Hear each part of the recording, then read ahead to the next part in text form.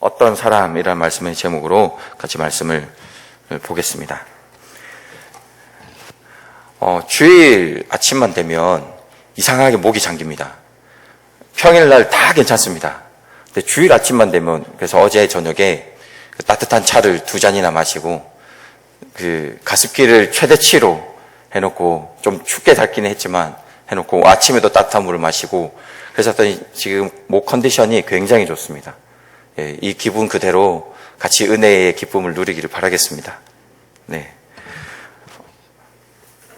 창세기를 읽으시다가 이건 뭐지 하는 부분이 있습니다. 문맥의 흐름과 내용이 이제 다르기 때문에 읽기가 쉽지 않은 부분이 있습니다. 그래서 의문이 생기는 본문이 있는데, 저번 주에 보았던 창세기 34장이 그러한 내용이고, 또 다른 한 군데가 오늘 창세기 38장이 그렇습니다. 창세기 34장도 그렇지만 특히 38장은 더 그렇습니다. 나중에 이제 집으로, 이제 댁으로 돌아가셔가지고 38장을 빼고 37장을 읽으시고 바로 39장을 한번 읽어보십시오. 그러면 아무런 어려움 없이 그 내용이 쑥 넘어갑니다. 38장이 없어도 요셉의 이야기를 이해하는데 전혀 문제가 없습니다. 그러면 창세기 38장이 성경에서 필요 없는 부분인가, 이제 그 질문이 생기게 됩니다. 그래서 이제 설교하시는 분들 중에 가끔, 창세기 38장을 설교를 안 하시거나 그렇게 필요 없는 부분이다라고 말씀을 하시는 부분들이 계시는데, 여러분, 성경에 필요 없는 부분이 있다고 생각하십니까? 없다고 생각하십니까? 어떠십니까? 성경에 필요 없는 부분은 없습니다. 하늘을 두루마리 삼고 바다를 먹물 삼아도 하나님의 사랑 다 기록할 수 있습니까? 없습니까? 없죠. 하나님의 놀라운 사랑은 어떻게 다 기록할 수 있겠습니까? 그런데 지금 우리가 들고 있는 이 성경에 그 하나님의 사랑이 기록되어 있다라는 것은 이 작은 성경이 하나님의 사랑에 대한 기록의 엑기스를 가지고 있다는 겁니다. 쪽집게본이라고도 할 수 있습니다. 이러한 엑기스만 담긴 하나님의 사랑에 대한 기록, 이 성경에 필요 없는 부분이 있다는 말입니까? 없다는 말입니까? 없겠죠. 혹시 저랑 대답 안 하시기로 마음을 먹으셨습니까? 성경 중간중간에 창세기 34장 그리고 38장 같은 부분들이 있습니다. 그러니까 문맥에 안 맞는 부분들이 있는데, 그럴 때마다 필요 없는 부분이라고 하시는 분들이 있습니다. 그런 분들에게는 분명히 이야기를 좀 해주십시오. 성경에 필요 없는 부분은 없다라고 말씀해 주시길 바라겠습니다. 우리가 믿는 성경은 완전하고 온전합니다. 믿으십니까? 네, 그대로 받으시면 되겠습니다.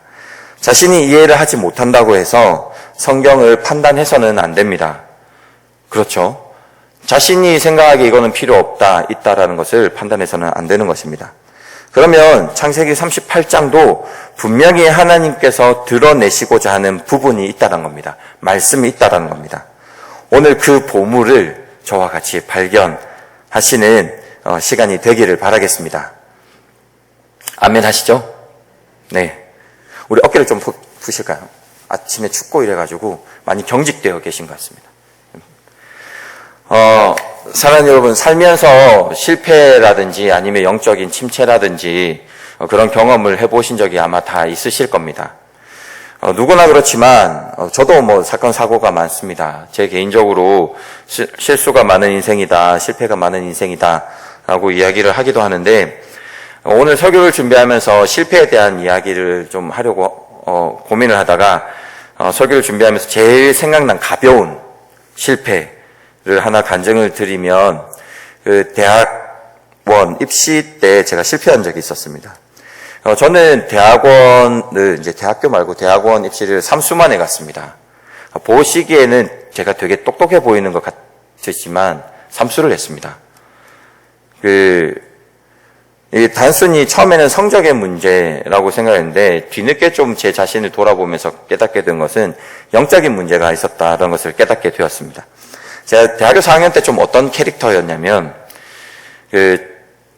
이제 대부분 이제 제가 기독교 교육을 하고 제 주변의 친구들은 다 이제 신대원, 이제 목사가 되려고 준비를 하고 있었는데, 저는 아침에 좀 잠이 잘 없습니다. 그래서 친구들한테 아침에 일찍 전화해가지고 자고 있으면 좀 야단을 치는 겁니다. 아니, 목사가 될 사람이 아침에 이렇게 게으르게, 그러니까 또 아침에 전화하면 그 목소리가 깨어있는지 자다 받은지 이게 다 알지 않습니까? 그 목소리를. 그래서 야단 쳤습니다. 이렇게 게을러서는 안 된다. 너희가 다음에 한국 교회를 이끌어 가야 되는데 지금 자지 말고 깨어나서 공부하라고, 대학원 준비하라고 막 그렇게 하고, 친구들이 모였을 때 이제 이런 성경 구절이 나왔는데 아마 이 구절이 나올 것 같다. 이 구절 성경을 외워둬라, 친구들한테. 막 그렇게 얘기하고 다음에 확인을 하는 겁니다. 내가 저번에 이거 외우라고 했는데 외웠냐? 한번 외워봐라. 약간 이제 하여튼 친구들이 착했습니다. 저 때문에 상처를 많이 받았을 건데, 제가 막 다그치고, 좀 막 계속 푸시하고 그렇게 했었습니다. 그런 좀 일명 재수없는 좀 스타일이었는데, 그리고 대학원 시험을 쳤습니다. 대학원 시험을 치고, 친구들은 다 합격을 했습니다. 저만 떨어졌습니다. 이게 그 당시에 영적으로 좀 깨어 있었다면 하나님의 그 사인을 좀 알고, 내 자신을 좀 돌아보고 그랬을 건데, 영적으로 좀 무뎌져 있었습니다. 그래서 그 당시에 제가 무엇을 잘못했는지 사실은 몰랐고, 그래서 다음 해에 이제 신대원을 가려고 준비를 하는데, 친구들은 다 합격을 하고 저만 떨어졌으니까 친구들도 분위기가 그렇게 좋지 않지 않습니까? 그래서 저를 위로한다고 농담처럼, 하나님께서 너를 다음에 장학생으로 들어오게 하시려고 하시는 것 같다. 잘 준비해서 내년에 보자. 이제 이렇게 위로를 했습니다. 근데 친구들은 이제 농담처럼 위로처럼 이렇게 얘기를 했는데, 제 마음은 사실 진심이었습니다. 제 성경 공부하고 이렇게 하면서 다음에 수석은 못할 것 같고, 항상 그 무리 중에 정말로 범접할 수 없는 사람들이 있지 않습니까? 그래서 수석은 못할 것 같고, 내가 다음에는 열심히 공부해서 차석으로 들어갈 거다라는 다짐을 했습니다. 그래도 못해도 최소한 장학생으로 들어갈 거다라는 생각으로, 제가 명예를 그렇게 중요하게 생각을 하지 않지만 제 안에 그 약간 치욕 비슷한 그런 느낌이 있었습니다. 그래서 내가 다음에는 내 명예를 회복할 것이다 라고 생각을 하고 정말 열심히 공부를 했습니다. 교회에서 정말 여러 가지를 했는데 그거 다 내려놓고, 그러니까 주일날 금요일, 그때 저희는 이제 금요 철야가 있었는데, 금요일부터 토요일, 주일은 늘 교회에서 살았습니다. 그런데 모든 봉사를 다 내려놓고 주일 예배만 딱 드리고 계속 공부만 했었습니다. 그래서 신대원 시험 치고 나서 신약 성경 같은 경우에는 이제 포켓 주머니 같은 거 얇은 거 있으면 넣어 다니지 않습니까? 그래서 넣고 다니고 계속 보고 줄 긋고 외우고, 그래서 신대원 시험 치고 신약 성경을 볼 수 없을 정도로, 그러니까 버려야만 될 정도로 이제 차석을 하리라라는 마음으로, 이 치욕을 내가 벗어버리라라는 마음으로 열심히 공부를 했습니다. 그리고 시험을 치고 또 떨어졌습니다. 내려오는 기차 안에서 눈물이 월칵 쏟아지더라고요. 정말 열심히 했는데 왜 이렇게 안 될까?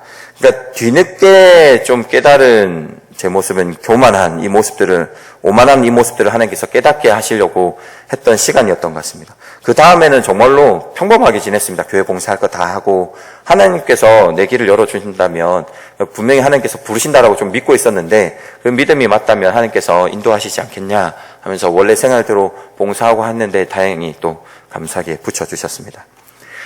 영적으로 깊은 침체에 있었던 것을 하나님께서 말씀해 주시고 싶으셨던 것인데, 그것을 깨닫지 못했던 제 모습이 있었습니다. 제가 왜 이제 이런 영적인 침체에 대한 말씀을 드리냐면, 오늘 말씀이 유다의 영적 침체를 말씀하고 있습니다. 유다는 심각한 영적 침체에 있었습니다. 38장이 그것을 말씀하고 있습니다. 1절에 보면 그 후에 라는 말씀이 있는데, 이것은 앞에 요셉을 팔고 난 이후에 라는 말씀과 연결이 됩니다. 무슨 이유에선지 정확하게 성경은 말씀하진 않지만 유다는 가족으로부터 이제 독립을 하게 됩니다. 아마 가족을 노예로 팔았다라는 것이 여러 가지 이제 충격적이었을 겁니다. 가족들에게 그 상처가 아마 굉장히 깊었을 겁니다. 사람이 그럴 때가 있지 않습니까? 화가 나면 말도 함부로 하고 하지 말아야 될 행동을 할 때가 있지 않습니까? 그러고 나면 이제 뒤에 밀려오는 그 후회나 안타까움이 있지 않습니까? 그때 그 말을 하지 말걸, 그렇게 행동하지 말걸. 아마 요셉을 팔고 난 이후에 유다는 가족으로부터 독립할 때 그런 마음이지 않았을까 생각이 됩니다. 또 말고도 여러 상황이 있었을 겁니다. 그리고 나서는 독립한 이후에 유다가 결혼을 하게 되는데, 유다가 심각한 영적인 침체가 왔다라는 것을 어떻게 알 수 있냐면, 가나안의 족속의 딸과 결혼하는 것을 보면서 영적인 침체가 왔다는 것을 알 수 있습니다. 아브라함은 이삭이 이방 민족의 딸과 결혼하지 않도록 하란으로 보내는데, 그들이 지내던 그 거리가 얼마였냐면 약 800km 정도입니다. 그러니까 결혼을 하려고 800km를 갔다라는 것은 그냥 보통 노력이 아니라는 것입니다. 그만큼 결혼에 있어서는 이방인과 결혼을 하지 않는 것을 중요하게 생각을 했고, 반대로 이제 이삭의 아들 에서가 이방인과 결혼하지 않습니까? 그것을 두고 이삭도 그렇고 그 어머니도 그렇고 계속해서 마음 아파하는 것을, 굉장히 싫어하는 것을 볼 수 있습니다. 이 사실은 야곱도 알고 있었고 유다도 알고 있었습니다. 모를 리가 없습니다. 그런데 유다가 가나안 사람과 결혼을 했다라는 것입니다. 그리고 자녀를 놓았는데, 여기서 성경은 유다뿐만 아니라 유다가 이룬 가정 자체가 심각한 문제가 있었다는 것을 성경은 또한 말씀하고 있습니다. 약간 고발하듯이 그렇게 말씀을 하고 있습니다. 유다의 장자 엘은 여호와가 보시기에 악함으로 하나님께서 그를 죽이셨습니다. 여호와께서 그 엘의 증인이, 악함의 증인이라는 것은 어떤 문제인지 성경에 기록하지는 않지만 엘이 얼마만큼 심각한 문제를 가지고 있었다라는 것을 알 수 있습니다. 그래서 엘뿐만 아니라 오난의 악함도 드러납니다. 사랑하는 여러분, 아마 이 내용을 잘 아시겠지만 오난이 이제 형의 기업을 이어야 되는데 기업을 잊지 않습니다. 생기도록 행동하지 않습니다. 왜 그렇게 했는지 아십니까? 장자는 가족의 재산을 항상 2배를 받습니다. 2명의 자녀가 있으면 그 아버지의 재산을 3개로 나누어서 형에게, 장자에게 2개를 주고, 그리고 동생에게 하나를 줍니다. 형제가 5명이면 아버지의 재산을 6개로 나누어 가지고 2개를 형에게 주고 나머지 각각 하나씩 줍니다. 그러니까 장자에게는 또한 막대한 재산뿐만 아니라, 그리고 부족 사회지 않습니까? 부족의 모든 중대사를 결정할 수 있는 권한이 있습니다. 그러니까 막강한 힘이 생기는 거죠. 유다는 굉장한 부자였습니다. 그 유다에 가진 재산들, 그리고 그가 가진 힘과 권력들이 있었던 것이죠. 유다는 장자였던 엘에게, 이제 장자에게 모든 것을 2배를 줘야 되는데, 이제 오난이 그거를 아는 거죠. 오난이 형수에게로 들어가서 엘의, 그러니까 장남의 그 후손을 생기게 되면 그게 자기의 자녀가 아니라 형의 그 자녀가 기업이 이어지는 거죠. 그러면 그 아버지의 재산, 그리고 그 권력이 그 오난 자신에게 오는 것이 아니라 바로 그 자기를 통해서 낳게 된 엘의 기업으로 이어질 그 사람에게 가는 겁니다. 그러니까 자기는 그냥 버림을 받게 되는 것이죠. 그 사실을 오난이 알고 있었습니다. 그래서 엘의 기업을 잊지 않는 겁니다. 이해가 되시죠? 참 못됐죠. 그러니까 그 기업이 없어야 자기가 모든 재산과 권력을 다 가질 수 있게 되는 것입니다. 이에 대한 하나님께서 심판을 하시는 겁니다.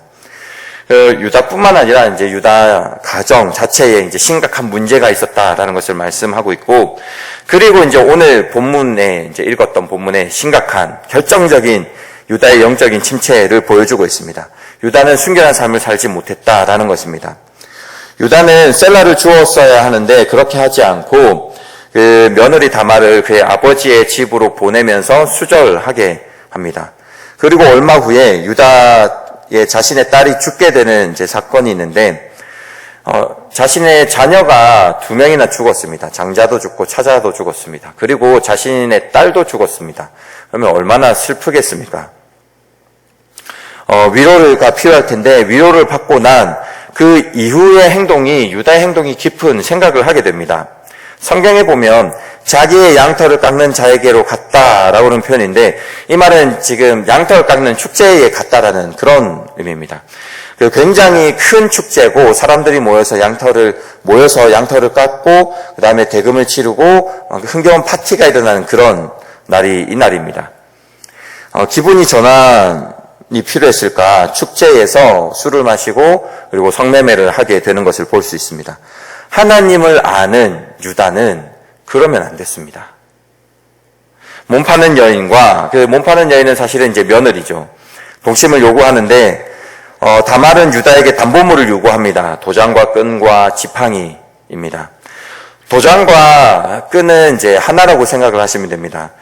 도장은 우리가 생각하는 도장은 이제 찍는 도장이지 않습니까? 그런 도장도 있었고 굴려서 쓰는 도장이 있었습니다. 그러니까 둥글게 만들어가지고 우리가 방망이 요리할 때 쓰는 방망이 있지 않습니까? 고기를 다질 때 쓰는 방망이처럼 이렇게 굴리는 도장이 있었습니다. 그리고 도장에다가 끈을 묶는데 중요한 도장이기 때문에 끈을 이제 허스럽게 하지 않고 그 끈을 귀하게 하고 끈이 누구인지 도장이 누구 건지 알리려고 그 끈에 확인하는 것들을 하게 됩니다. 그래서 도장하고 끈은 이제 하나로 연결되어 있고, 그리고 지팡이도 단순한 막대기가 아니라 그 지팡이라는 것은 지금 우리나라의 지팡이는 이제 공장에서 찍어내고 이제 그 회사의 마크라든지 이런 걸 달지 않습니까? 그 당시에는 지팡이라는 것은 무조건 수작업입니다. 사람이 만듭니다. 그래서 깎는 사람의 마크라든지 아니면 그 사람에게 주는 사람에게 그 마크를 달든지, 그러니까 그 사람의 부적의 마크라든지 그 새기는 사람의 이름이라든지 그것을 새기는, 그러니까 누구 건지를 알 수 있는 것이 그 막대기입니다. 지팡이인 것입니다. 그것을 이제 달라고 요구를 하고 그것을 내어주게 됩니다. 유다는 자신을 상징하는 도장과 지팡이를 내어줍니다. 그리고 이제 자기도 부끄러운 일을 한 것을 알았는지 그 막내 셀라가 크면 이제 다말에게 주겠다 하고 아버지에게로 보내지 않습니다. 그런데 그 언약을 어깁니다. 이루지 않습니다. 그냥 잊어버립니다. 그런데 몸 파는 여인에게 약속했던 염소 새끼를 주려고 백방으로 노력하는 모습을 읽으셨을 겁니다. 성경은 그리고 있습니다. 여러분, 자신의 이제 부끄러움, 오늘 본문을 읽으시면서 부끄러움을 덮으려는 유다의 모습이 그려지셨습니까? 유다가 만약에 자녀라면 이제 등짝이라도 한번 이렇게 탁 때려야 되는 그런 상황인 겁니다. 그런 상태입니다. 그런데 유다는 이렇게 영적인 심각한 침체를 겪고 있음에도 반전이 있습니다. 반전이 일어납니다. 이런 유다를 통해서 하나님은 이스라엘의 통치권을 준비하고 계시다라는 겁니다. 성경이 자주 사용하는 방법 중에 한 가지가 누구를 낳았다 이런 표현이 있거든요. 그래서 그를 회복시키시고 미래에 대한 영광을 말씀하시는 그런 표현을 쓰는데 29절에 보면, 오늘 본문 29절에 보시면 베레스의 탄생을 통해서 하나님의 통치권이 준비되고 있다라는 것을 말씀하고 있습니다. 제가 29절 말씀을 읽겠습니다. 그 손을 도로 들이며 그의 아우가 나오는지라 산파가 이르되 내가 어찌하여 떠뜨리고 나오느냐 하였으므로 그 이름을 베레스라 불렀고, 이 베레스의 탄생 이야기는 룻기 4장 18절에서 22절로 이어지고, 룻기의 내용은 새로운 통치가 시작되었다라는 것을 말씀하면서 이제 사무엘서로 넘어가는 거거든요. 그 말씀을 같이 한번 읽으시겠습니다. 18절에서 22절 말씀입니다. 앞에 자막을 보시고 같이 한번 읽겠습니다. 시작. 베레스의 계보는 이러하니라. 베레스는 헤스론을 낳고 헤스론은 람을 낳고 람은 아미나답을 낳았고 아미나답은 나손을 낳았고 나손은 살몬을 낳았고 살몬은 보아스를 낳았고 보아스는 오벳을 낳았고 오벳은 이새를 낳고 이새는 다윗을 낳았더라. 그러니까 창세기 38장에 다윗이 이 땅에 덩그러니 갑자기 나온 것이 아니라 창세기 유다 때로부터 준비되고 있었다라는 것. 그러니까 38장이 말하는 것은 무엇이냐면 이때부터 하나님의 통치가 준비되고 있다라는 것입니다. 어마어마하지 않습니까? 하나님의 계획하심이라는 거는 그냥 단순히 몇 년 전 우리가 뭐 사업 같은 걸 계획할 때 뭐 한두 해 전 뭐 이런 수준이 아닙니다. 그러니까 수세대가 지나는 전부터 하나님께서는 계획하고 있다라는 것입니다. 그런데 여러분, 이거 뭔가 좀 잘못된 거 아닙니까? 제가 앞서 실패를 말씀을 드렸습니다. 유다는 실패한 사람입니다. 오늘 본문은 유다의 실패한 모습을 배우고 심지어는 유다의 가족들조차도 실패한 가족이다라는 것을 성경은 고발하듯이 말하고 있습니다. 그렇다면 하나님께서는 사용하면 안 되는 것 아니겠습니까? 그렇지 않습니까, 여러분? 그래도 좀 멋진 사람, 그래도 좀 능력 있는 사람, 그래도 좀 신실한 사람, 그래도 좀 리더십이 있고 좀 모범이 되는 사람을 통해서 하나님께서는 역사하시고 능력을 주시고 하셔야 되는 것 아니겠습니까? 유다 같은 사람을 통해서 통치권을 준비하시는 것이 너무하다라는 생각을 하게 됩니다. 그런데 37장도, 오늘 38장을 봤는데 37장도 마찬가지입니다. 앞서 제가 내용이 뜬금없다라고 문맥이 맞지 않다, 뜬금없다라고 말씀드렸지만 37장과 38장이 문맥은 다릅니다. 다른 내용을 이야기합니다. 그런데 37장과 38장의 주제가 같습니다.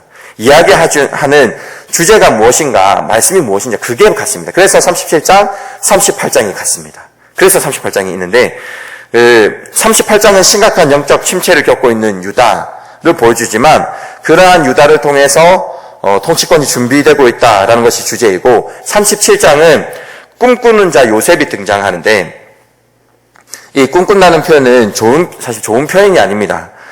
비아냥거리는 문구입니다. 그래서 수련회 같은 청소년이나 대학부 수련회 가면 꿈꾸는 자가 오는도다 이렇게 되는데 성경의 표현은 안 좋은 표현으로 그냥 하는 겁니다. 물론 이제 우리가 또 받아들일 때는 또 다르게 사용하는 것도 괜찮을 수 있지만 그런 깨알 같은 지식으로 가지고 계시면 좋겠습니다. 37장은 유다와 마찬가지로 요셉의 심각한 어리석음을 기록하고 있습니다. 아버지의 편애 속에서 자랐죠. 그래서 힘든 양을 치는 일에도 요셉은 이제 제외가 됐습니다. 좋은 옷을 입고 그렇게 생활을 했습니다. 그래서 형제들의 눈밖에 나는 생활을 했는데 요셉이 참 눈치가 없습니다. 사회성이 결여된 것 같습니다. 만약에 그런 상황이고 형제들이 자기가 싫어한다는 것을 알고 그러면 아버지 몰래 밤에 찾아오든지 아니면 아버지 안 계실 때 형들한테 가서 형들 죄송합니다. 제가 지금 아버지하고 그래서 대신 제가 아버지 안 계실 때 허락된 일을 담당하겠습니다 하고 좀 숙이고 들어와가지고 형들이 아버지가 좀 좋은 거 주면 그걸 가지고 와서 또 형들에게 또 나눠도 주고 좀 그렇게 해야 되지 않습니까? 그렇지 않습니까? 그러면 조금 더 나을 건데 오히려 형제들이 잘못한 것이 있으면 아버지한테 쪼르르 달려가서 형들이 이거 잘못했습니다. 그래서 야단맞게 하고. 그래서 꿈꾸고 와가지고, 형들이 다 모아서 형들이 나한테 절하더라. 보도 듣도 못하는 이제 질서를 파괴하는 이야기를 하고, 또 이거 한 번이면 되지 않습니까? 눈치 없다. 그냥 그렇게 생각할 수 있는데 한 번이면 되는데, 맞은데 또 맞으면 정말 더 아프지 않습니까? 근데 또 꿈꾸고 와가지고 이제 해와 달과 열한 별이 나에게 절하더라. 그러니까 정말로 팔릴 짓을 하는 겁니다. 성경 37장을 통해서 요셉의 부족함을 이야기하는 겁니다. 38장은 유다의 부족함을 드러내고 있습니다. 그러니까 내용은 다르지만 주제가 같다라는 겁니다. 여기서 드러나는 성경의 핵심은 그들이 선택된 것은 그들이 훌륭해서가 아니다라는 것을 37장과 37장은 말씀하고 있습니다. 이것은 사실 성경 전반에 흐르는 내용이기도 합니다. 이스라엘을 선택하신 것도 그렇습니다. 신명기 7장 7절에 보면 여호와께서 너희를 기뻐하시고 너희를 택하심은 너희가 다른 민족보다 수요가 많기 때문이 아니라 너희는 오히려 모든 민족 중에 가장 적으니라 라고 말씀하면서 하나님께서 이스라엘을 선택하신 것은 이스라엘이 어마어마하기 때문에 다른 민족보다 더 거룩하고 더 능력이 있고 더 모범이 되고 그래서 선택한 것이 아니다. 오히려 그 반대다라고 말씀하는 것입니다. 왜냐하면 성경은 하나님의 능력이 아니라 하나님께서 운영하신다, 하나님께서 경영하신다라는 것을 모든 사람에게 알리기 위해서 그렇게 원하시기 때문에 그렇습니다. 하나님께서는 영적 침체를 겪고 있는 유다를 통해서 7위권을 준비하시고 어리석은 요셉을 통해서 민족을 준비해 가십니다. 민족을 보통은 이제 장자를 통해서 준비해 가야 되는데 그 당시 장자는 루벤이었습니다. 그런데 이제 아버지의 침상을 더럽히면서 그 장자권이 박탈이 되고 그 장자권이 누구에게 가냐면 요셉에게 갑니다. 그래서 요셉을 통해서 이제 애굽의 총리로 만드셔서 심각한 가뭄 속에서도 이스라엘 민족을 안전하게 보호하시고 민족을 정말로 뻥튀기 하는 겁니다. 그 70명의 사람을 장정 60만 명을 만드시는 그 일에 요셉을 사용하시는 겁니다. 창세기 37장과 38장을 통해서 요셉도 그렇고 유다도 그렇고 둘 다 장자권과 7일권에 어울릴 만한 인물이 아니다라는 것을 말씀하고 있습니다. 그런 인물들이 아닙니다. 그들은 대단한 것이 아니라 하나님이 어울리도록 만들어 가시는 그것을 성경은 말씀하고 있습니다. 하나님께서 하십니다. 하나님께서 일하십니다. 하나님의 역사하심이 매우 강력하게 드러나는 성경이 바로 창세기 37장과 38장입니다. 말씀을 정리하겠습니다. 오늘 설교 제목이 어떤 사람입니다. 그 13절 말씀을 한번 보시면 제가 읽겠습니다.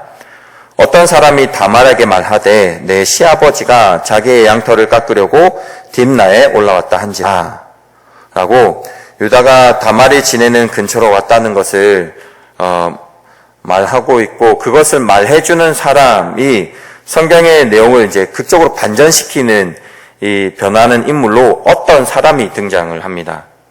이름이 기록되지 않은 것을 보면 성경 자체에서 그렇게 중요한 인물이 아닌 것으로 생각할 수 있습니다.